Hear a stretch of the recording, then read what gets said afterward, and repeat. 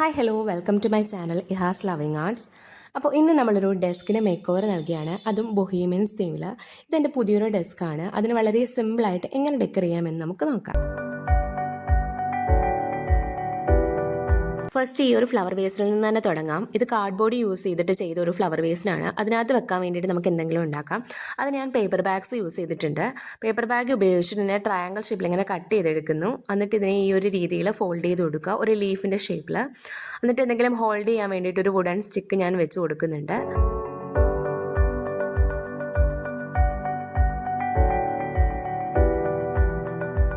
നമുക്ക് എന്തെങ്കിലും thoughts, reminders, to do list അങ്ങനെ എന്ത് വേണമെങ്കിലും ഒന്ന് സെറ്റ് ചെയ്യണമെങ്കിൽ അല്ലെങ്കിൽ പിന്നപ്പ് ചെയ്യണമെങ്കിൽ നമുക്കൊരു പിൻ ബോർഡ് അത്യാവശ്യമാണ്.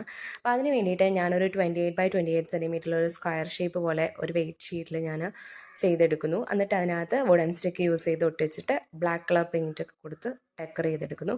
അതിനകത്ത് നമുക്ക് എന്ത് വേണമെങ്കിലും യൂസ് ചെയ്യാം. നിങ്ങളുടെ art work, photos, to do list, reminders, thoughts അങ്ങനെ എന്ത് വേണമെങ്കിലും. ഒരു ഡെസ്കിലെ ഏറ്റവും ആവശ്യമുള്ള സാധനമാണ് ഒരു പെൻ ഹോൾഡർ. അത് ചെയ്യാൻ വേണ്ടിയിട്ട് ഞാനൊരു ഐസ്ക്രീം ബോൾ എടുത്തിട്ടുണ്ട്. എന്നിട്ട് അതിനെ ഒരു വൈറ്റ് ത്രെഡും ജൂട്ടിൻ്റെ ത്രെഡും യൂസ് ചെയ്തിട്ട് ഒട്ടിച്ചെടുക്കുന്നു. കുറച്ചുകൂടി ഡിസൈൻസിന് വേണ്ടിയിട്ട് ജൂട്ടിൻ്റെ ത്രെഡ് ഇങ്ങനെ ഹാങ് ചെയ്യത്തക്ക രീതിയിലൊക്കെ ഞാൻ വെച്ച് കൊടുക്കുന്നുണ്ട്.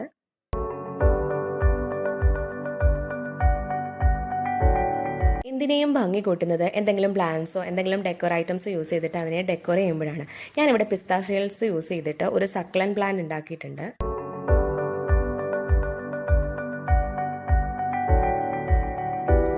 ഇത് പണ്ടങ്ങാണ്ടോ വീട്ടിൽ യൂസ് ചെയ്തിരുന്ന ഫ്രൂട്ട് ബാസ്ക്കറ്റിൻ്റെ അടിഭാഗമാണ്. അതിനകത്ത് എന്തെങ്കിലും ഒരു പ്ലാൻ ഹോൾഡർ ആയിട്ട് നമുക്ക് സെറ്റ് ചെയ്യാം.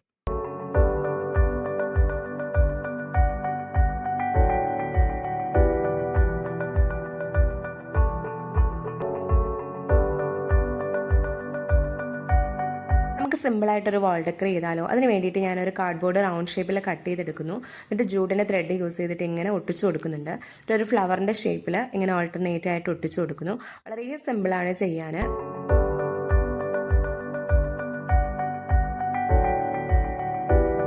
നമ്മുടെ വീട്ടിൽ എല്ലാവരുടെയും കാണപ്പെടുന്നതാണ് ഈ വാഴയില. അത് വെച്ചിട്ട് എന്തെങ്കിലും ഒരു ഡെക്കോർ ഐറ്റംസ് ഉണ്ടാക്കാമെന്ന് കുറേ നാളുകൊണ്ട് പ്ലാൻ ചെയ്യുന്നു. വളരെ സിമ്പിളായിട്ടുള്ളൊരു ഡെസ്ക് ഡെക്കർ ഞാൻ ഉണ്ടാക്കിയിട്ടുണ്ട്. ക്രാഫ്റ്റ് ഐറ്റംസ് ചെയ്യാൻ അറിയാത്ത കൂട്ടുകാർക്ക് പോലും വളരെ സിമ്പിളായിട്ട് ചെയ്യാൻ പറ്റുന്നതായിട്ടുള്ളൊരു സംഭവമാണ്. അപ്പം എല്ലാവരും ട്രൈ ചെയ്ത് നോക്കുക.